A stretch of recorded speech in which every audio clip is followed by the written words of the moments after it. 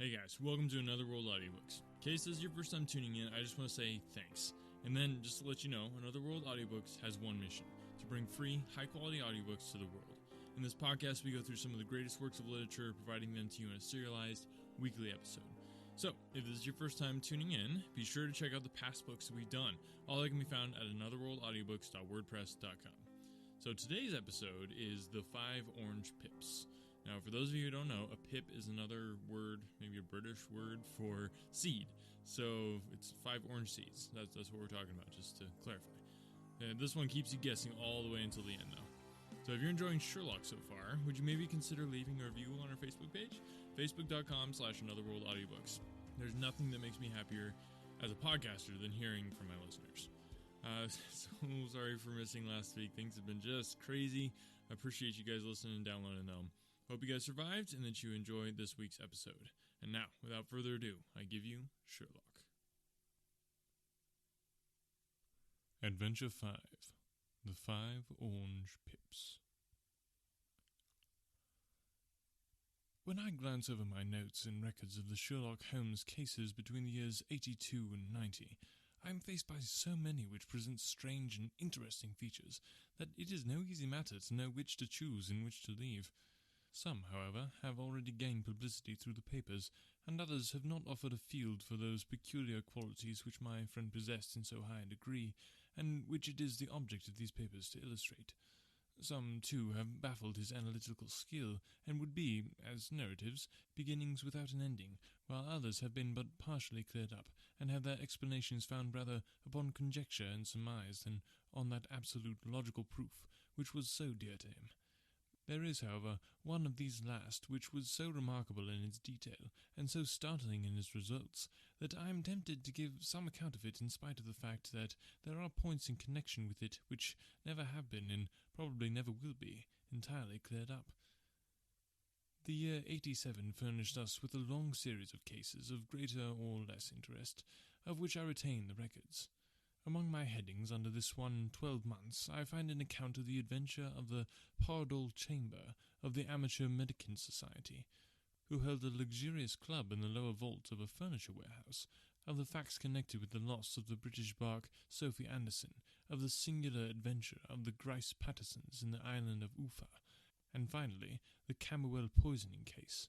In the latter, as may be remembered, Sherlock Holmes was able, by winding up the dead man's watch, to prove that it had been wound up 2 hours before, and that therefore the deceased had gone to bed within that time, a deduction which was of the greatest importance in clearing up the case.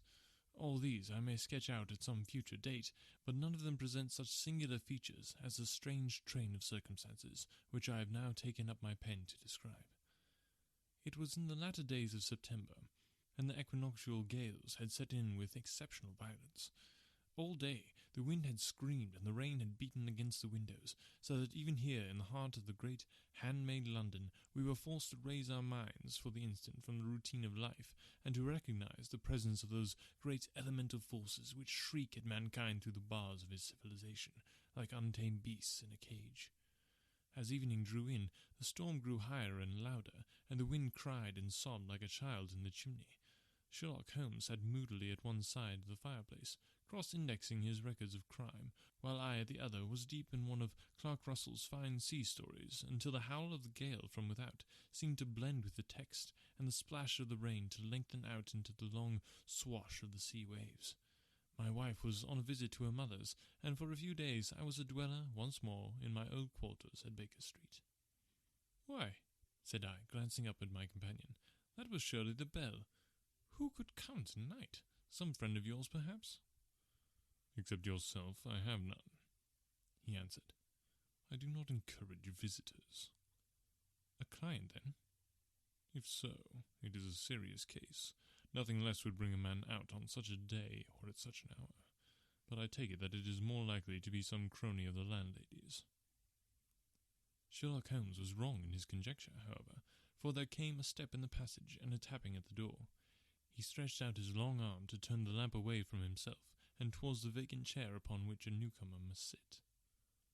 "Come in," said he. The man who entered was young, some 22 at the outside, well-groomed and trimly clad, with something of refinement and delicacy in his bearings. The streaming umbrella which he held in his hand, and his long shining waterproof, told of the fierce weather through which he had come. He looked about him anxiously in the glare of the lamp, and I could see that his face was pale and his eyes heavy, like those of a man who was weighed down with some great anxiety. "I owe you an apology," he said, raising his golden pince-nez to his eyes. "I trust that I am not intruding. I fear that I have brought some traces of the storm and rain into your snug chamber." "Give me your coat and umbrella," said Holmes. "They may rest here on the hook, and will be dry presently. You have come up from the southwest, I see." "Yes, from Horsham." "That clay and chalk mixture which I see upon your toe caps is quite distinctive." "I have come for advice." "That is easy to get." "And help." "That is not always so easy." "I have heard of you, Mr. Holmes. I heard from Major Pendergrast how you saved him in the Tankerville Club scandal." "Oh, of course. He was wrongfully accused of cheating at cards."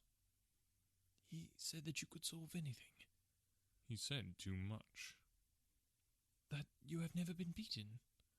"I have been beaten 4 times, 3 times by men and once by a woman." "But what is that compared to the number of your successes?" "It is true that I have been generally successful." "Then you may be so with me." "I beg that you will draw your chair up to the fire, and favour me with some details as to your case." "It is no ordinary one." "None of those which come to me are. I am the last court of appeal." "And yet I question, sir, whether in all your experience you have ever listened to a more mysterious and inexplicable chain of events than those which have happened in my own family." "You fill me with interest," said Holmes. "Pray give us the essential facts of the commencement, and I can afterwards question you as to those details which seem to me to be most important." The young man pulled his chair up and pushed his wet feet out towards the blaze. "My name," said he, "is John Openshaw, but my own affairs have, as far as I can understand, little to do with this awful business. It is a hereditary matter, so in order to give you an idea of the facts, I must go back to the commencement of the affair. You must know that my grandfather had 2 sons, my uncle Elias and my father Joseph. My father had a small factory at Coventry, which he enlarged at the time of the invention of bicycling. He was a patentee of the Openshaw unbreakable tire, and his business met with such success that he was able to sell it and to retire upon a handsome competence. My uncle Elias emigrated to America when he was a young man and became a planter in Florida, where he was reported to have done very well. At the time of war, he fought in Jackson's army, and afterwards under Hood, where he rose to be a colonel. When Lee laid down his arms, my uncle returned to his plantation, where he remained for 3 or 4 years. About 1869 or 70, he came back to Europe and took a small estate in Sussex, near Horsham. He had made a very considerable fortune in the States, and his reason for leaving them was his aversion to the negroes and his dislike of the Republican policy in extending the franchise to them. He was a singular man, fierce and quick-tempered, very foul-mouthed when he was angry, and of a most retiring disposition. During all the years that he lived in Horsham, I doubt if ever he set foot in the town. He had a garden and 2 or 3 fields round his house, and there he would take his exercise, though very often for weeks on end he would never leave his room. He drank a great deal of brandy, and smoked very heavily, but he would see no society, and did not want any friends, not even his own brother. He didn't mind me. In fact, he took a fancy to me, for at the time when he saw me first I was a youngster of 12 or so. This would be in the year 1878, after he had been 8 or 9 years in England. He begged my father to let me live with him, and he was very kind to me in his way. When he was sober, he used to be fond of playing backgammon and draughts with me, and he would make me his representative both with the servants and with the tradespeople, so that by the time I was 16, I was quite master of the house. I kept all the keys, and could go where I liked and do what I liked, so long as I did not disturb him in his privacy. There was one singular exception, however, for he had a single room, a lumber room up among the attics, which was invariably locked, and which he would never permit either me or anyone else to enter. With a boy's curiosity, I have peeped through the keyhole, but I was never able to see more than such a collection of old trunks and bundles as would be expected in such a room. One day, it was in March 1883, a letter with a foreign stamp lay upon the table in front of the Colonel's plate. It was not a common thing for him to receive letters, for his bills were all paid in ready money, and he had no friends of any sort. "From India," said he as he took it up. "Pondicherry postmark. What can this be?" Opening it hurriedly, out there jumped 5 little dried orange pips, which pattered down upon his plate. I began to laugh at this, but the laugh was struck from my lips at the sight of his face. His lip had fallen, his eyes were protruding, his skin the colour of putty, and he glared at the envelope which he still held in his trembling hand. "K," he shrieked, and then, my God, my sins have overtaken me." "What is it, uncle?" I cried. "Death," said he, and rising from the table, he retired to his room, leaving me palpitating with horror. I took up the envelope and saw scrawled in red ink upon the inner flap, just above the gum, the letter K, 3 times repeated. There was nothing else save the 5 dried pips. What could be the reason of his overpowering terror? I left the breakfast table, and as I ascended the stairs, I met him coming down with an old rusty key, which must have belonged to the attic, in one hand, and a small brass box, like a cash-box, in the other. "They may do what they like, but I'll checkmate them still," said he with an oath. "Tell Mary that I shall want a fire in my room today, and send down to Fordham the Horsham lawyer." I did as he ordered, and when the lawyer arrived, I was asked to step up to the room. The fire was burning brightly, and in the grate there was a mass of black, fluffy ashes, as of burned paper, while the brass box stood open and empty beside it. As I glanced at the box, I noticed, with a start, that upon the lid was printed the treble K which I read in the morning upon the envelope. "I wish you, John," said my uncle, "to witness my will. I leave my estate, with all its advantages and all its disadvantages, to my brother, your father, whence it will, no doubt, descend to you. If you can enjoy it in peace, well and good. If you find you cannot, take my advice, boy, and leave it to your deadliest enemy. I am sorry to give you such a 2-edged thing, but I can't say what turn things are going to take. Kindly sign the paper where Mr. Fordham shows you." I signed the paper as directed, and the lawyer took it away with him. The singular incident made, as you may think, the deepest impression upon me, and I pondered over it and turned it every way in my mind without being able to make anything of it. Yet I could not shake off the vague feeling of dread which it left behind, though the sensation grew less keen as the weeks passed, and nothing happened to disturb the usual routine of our lives. I could see a change in my uncle, however. He drank more than ever, and he was less inclined for any sort of society. Most of his time he would spend in his room, with the door locked upon the inside, but sometimes he would emerge in a sort of drunken frenzy, and would burst out of the house and tear about the garden with a revolver in his hand, screaming out that he was afraid of no man, and that he was not to be cooped up like a sheep in a pen by man or devil. When these hot fits were over, however, he would rush tumultuously in at the door, and lock and bar it behind him, like a man who can brazen it out no longer against the terror which lies at the root of his soul. At such times I have seen his face, even on a cold day, glisten with moisture, as though it were new raised from a basin. "Well, to an end of the matter, Mr. Holmes, and not to abuse your patience, there came a night when he made one of those drunken sallies from which he never came back. We found him, when we went to search for him, face downward in a little green scummed pool which lay at the foot of the garden. There was no sign of any violence, and the water was but 2 feet deep, so that the jury, having regard to his known eccentricity, brought in a verdict of suicide.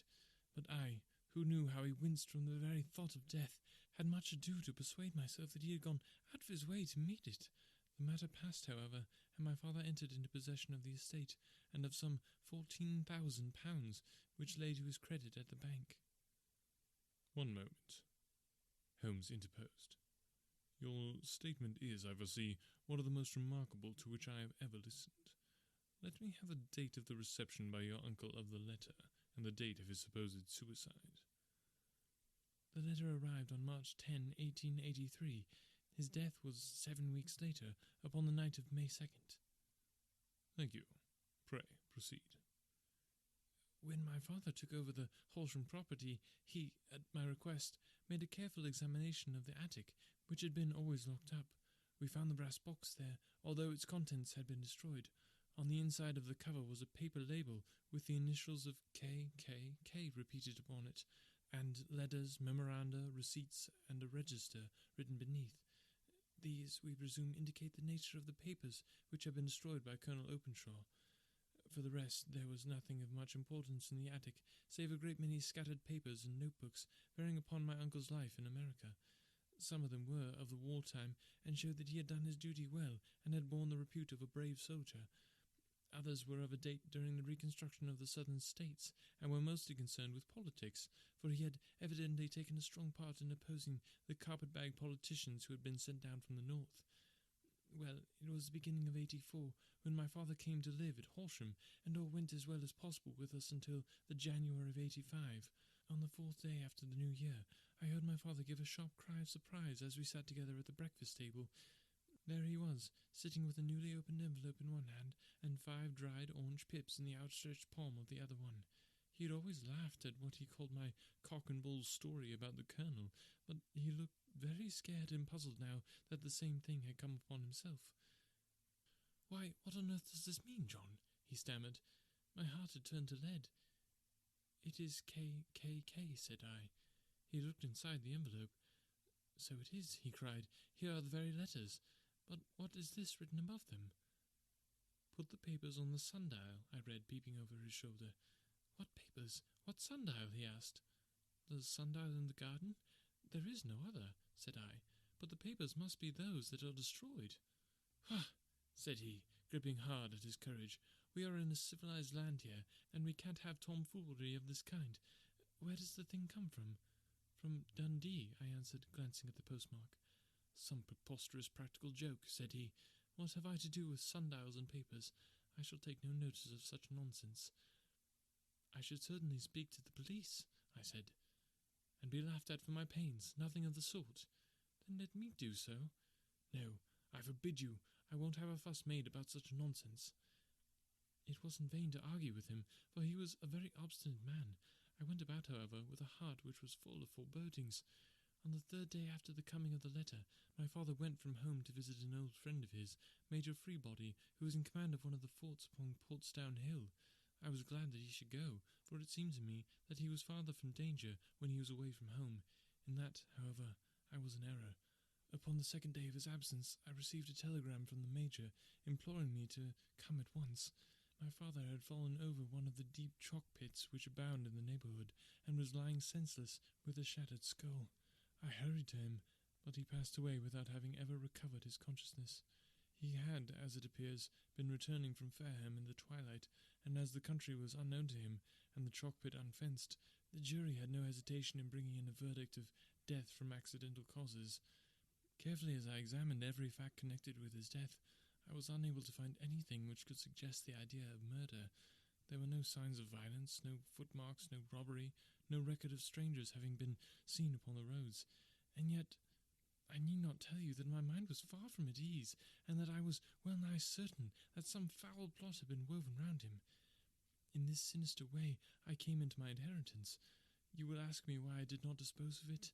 I answer, because I was well convinced that our troubles were in some way dependent upon an incident in my uncle's life, and that the danger would be as pressing in one house as in another.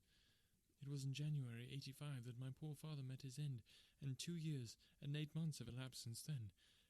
During that time I have lived happily at Horsham, and I had begun to hope that this curse had passed away from my family, and that it had ended with the last generation. I had begun to take comfort too soon, however. Yesterday morning the blow fell in the very shape in which it had come upon my father. The young man took from his waistcoat a crumpled envelope, and turning to the table, he shook out upon it 5 little dried orange pips. "This is the envelope," he continued. "The postmark is London, Eastern Division. Within are the very words which were upon my father's last message, KKK, and then put the papers on the sundial." "And what have you done?" asked Holmes. "Nothing." "Nothing?" "To tell the truth," he sank his face into his thin white hands, "I felt helpless. I felt like one of those poor rabbits when the snake is writhing towards it. I seemed to be in the grasp of some resistless, inexorable evil, which no foresight and no precaution can guard against." "Tut, tut," cried Sherlock Holmes. "You must act like a man, or you are lost. Nothing but energy can save you. This is no time for despair." "I have seen the police." "Ah, "But they listened to my story with a smile. I am convinced that the inspector had formed the opinion that the letters were all practical jokes, and that the deaths of my relations were really accidents, as the jury stated, and were not to be connected with the warnings." Holmes shook his clenched hands in the air. "Incredible imbecility," he cried. "They have, however, allowed me a policeman who may remain in the house with me." "Has he come with you tonight?" "No, his orders were to stay in the house." Again Holmes raved in the air. "Why did you come to me?" he cried. "And above all, why did you not come at once?" "I did not know. It was only today that I spoke to Major Pendergrast about my troubles, and was advised by him to come to you." "It is really 2 days since you had the letter. We should have acted before this. You have no further evidence, I suppose, than that which you have placed before us. No suggestive detail which might help us?" "There is one thing," said John Openshaw. He rummaged in his coat pocket, and drawing out a piece of discoloured blue-tinted paper, he laid it out upon the table. "I have some remembrance," said he, "that on the day when my uncle burned the papers, I observed that the small unburned margins which lay amid the ashes were of this particular colour. I found this single sheet upon the floor of his room, and I am inclined to think that it may be one of the papers which has, perhaps, fluttered out from among the others, and in that way has escaped destruction. Beyond the mention of Pip's, I do not see that it helps much. I think myself that it is a page from some private diary. The writing is undoubtedly my uncle's." Holmes moved the lamp, and we both bent over the sheet of paper, which showed by its ragged edge that it had indeed been torn from a book. It was headed March 1869, and beneath were the following enigmatical notices: 4th, Hudson came, same old platform. 7th, sent the Pips to Macaulay, Paramore, and John Swain of St. Augustine. 9th, Macaulay cleared. 10th, John Swain cleared. 12th, visited Paramore. All well. "Thank you," said Holmes, folding up the paper and returning it to our visitor. "And now you must on no account lose another instant. We cannot spare time even to discuss what you have told me. You must get home instantly and act." "What shall I do?" "There is but one thing to do. It must be done at once. You must put this piece of paper, which you have shown us, in the brass box which you have described. You must also put in a note to say that all the other papers were burned by your uncle, and that this is the only one which remains. You must assert that in such words as will carry conviction with them. Having done this, you must at once put the box out upon the sundial, as directed. Do you understand?" "Entirely." "Do not think of revenge or anything of the sort at present. I think that we may gain that by means of the law, but we have our web to weave, while theirs is already woven. The first consideration is to remove the pressing danger which threatens you. The second is to clear up the mystery and to punish the guilty parties." "I thank you," said the young man, rising and pulling on his overcoat. "You have given me fresh life and hope. I shall certainly do as you advise." "Do not lose an instant, and above all, take care of yourself in the meanwhile, for I do not think that there can be a doubt that you are threatened by a very real and imminent danger. How do you go back?" "By train from Waterloo." "It is not yet 9. The streets will be crowded, so I trust that you may be in safety, and yet you cannot guard yourself too closely." "I am armed." "That is well. Tomorrow I shall set to work upon your case." "I shall see you at Horsham, then?"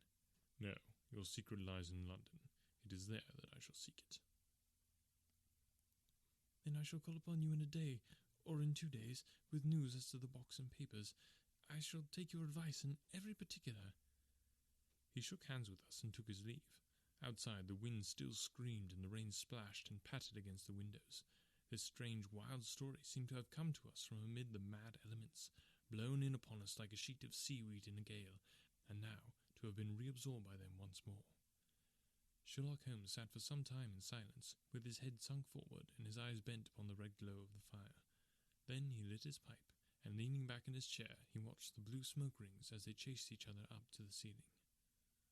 "I think, Watson," he remarked at last, that of all our cases, we have had none more fantastic than this.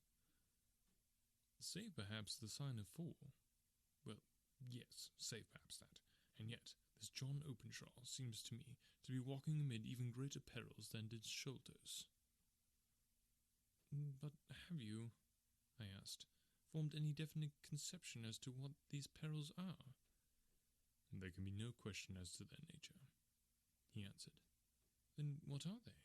Who is this KKK, and why does he pursue this unhappy family? Sherlock closed his eyes and placed his elbows upon the arms of his chair, with his fingertips together.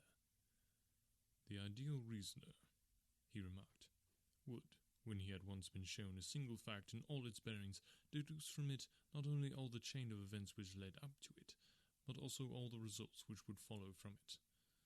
As Cuvier could correctly describe a whole animal by the contemplation of a single bone, so the observer, who has thoroughly understood one link in a series of incidents, should be able to accurately state all the other ones, both before and after. We have not yet grasped the results which the reason alone can attain to. Problems may be solved in the study which have baffled all those who have sought a solution by the aid of their senses. To carry the art, however, to its highest pitch, it is necessary that the reasoner should be able to utilize all the facts which have come to his knowledge. And this, in itself implies, as you will readily see, a possession of all knowledge, which, in these days of free education and encyclopedias, is a somewhat rare accomplishment. It is not so impossible, however, that a man should possess all knowledge which is likely to be useful to him in his work, and this I have endeavoured in my case to do. If I remember rightly, you, on one occasion, in the early days of our friendship, defined my limits in a very precise fashion. Yes, I answered, laughing. It was a singular document. Philosophy, astronomy, and politics were marked at 0, I remember. Botany, variable. Geology, profound as regards to the mud stains from any region within 50 miles of town. Chemistry, eccentric. Anatomy, unsystematic. Sensational literature and crime records unique. Violin player, boxer, swordsman, lawyer, and self-poisoner by cocaine and tobacco. Those, I think, were the main points of my analysis. Holmes grinned at the last item. Well, he said, I say now, as I said then, that a man should keep his little brain attic stocked with all the furniture that he is likely to use, and the rest he can put away in the lumber room of his library, where he can get at it if he wants it. Now, for such a case as the one which has been submitted to us tonight, we need certainly to muster all our resources. Kindly hand me down the letter K of the American Encyclopedia, which stands upon the shelf beside you. Thank you. Now, let us consider the situation, and see what may be deduced from it. In the first place, we may start with a strong presumption that Colonel Openshaw had some very strong reason for leaving America. Men at his time of life do not change all their habits, and exchange willingly the charming climate of Florida for the lonely life of an English provincial town. His extreme love of solitude in England suggests the idea that he was in fear of someone or something. So we may assume as a working hypothesis that it was fear of someone or something which drove him from America. As to what it was he feared, we can only deduce that by considering the formidable letters which were received by himself and his successors. Did you remark the postmarks of those letters?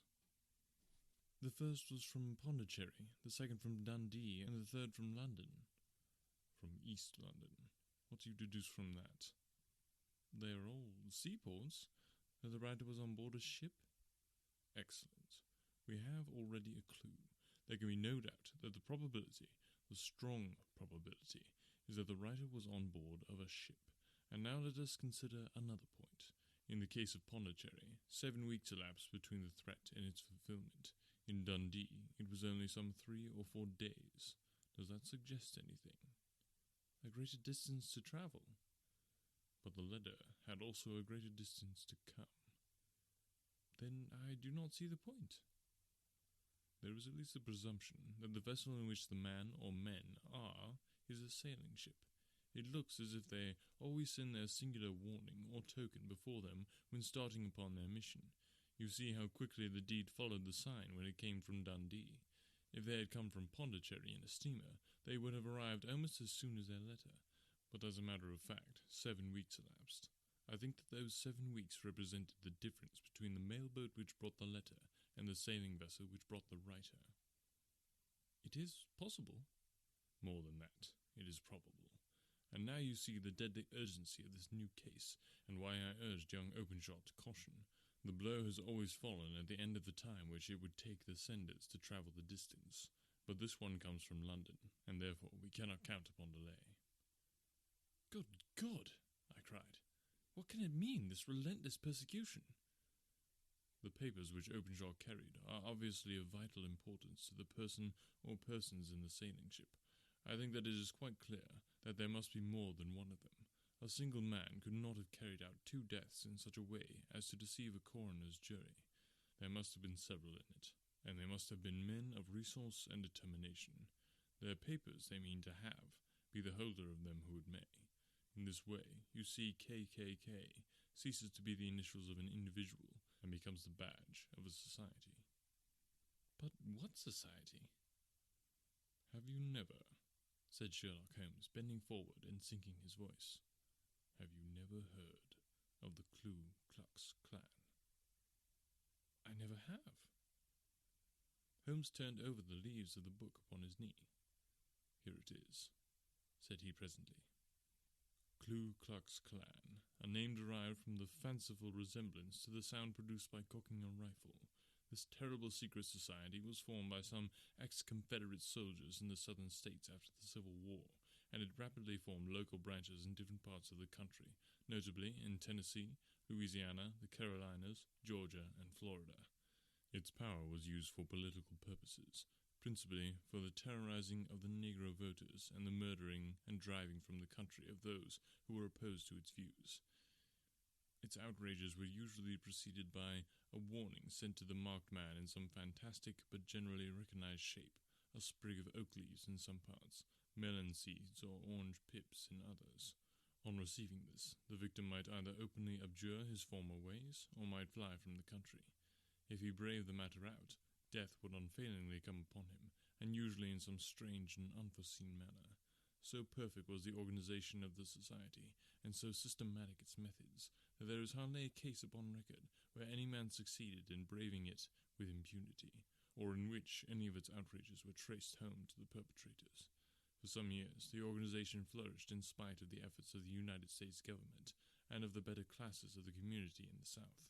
Eventually, in the year 1869, the movement rather suddenly collapsed, although there have been sporadic outbreaks of the same sort since that date. You will observe, said Holmes, laying down the volume, that the sudden breaking up of the society was coincident with the disappearance of Openshaw from America with their papers. It may well have been cause and effect. It is no wonder that he and his family have some of the more implacable spirits upon their track. You can understand that this register and diary may implicate some of the first men in the South, and that there may be many who will not sleep easy at night until it is recovered.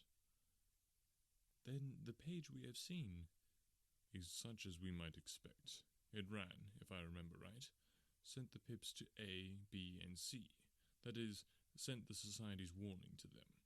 Then there are successive entries that A and B cleared, or left the country, and finally that C was visited, with, I fear, a sinister result for C. Well, I think, Doctor, that we may let some light into this dark place, and I believe that the only chance young Openshaw has, in the meantime, is to do what I have told him. There is nothing more to be said or done tonight, so hand me over my violin, and let us try to forget for half an hour the miserable weather and the still more miserable ways of our fellow men. It had cleared in the morning, and the sun was shining with a subdued brightness through the dim veil which hangs over the great city. Sherlock Holmes was already at breakfast when I came down. You will excuse me for not waiting for you, said he. I foresee a very busy day before me in looking into this case of young Openshaw's. What steps will you take? I asked.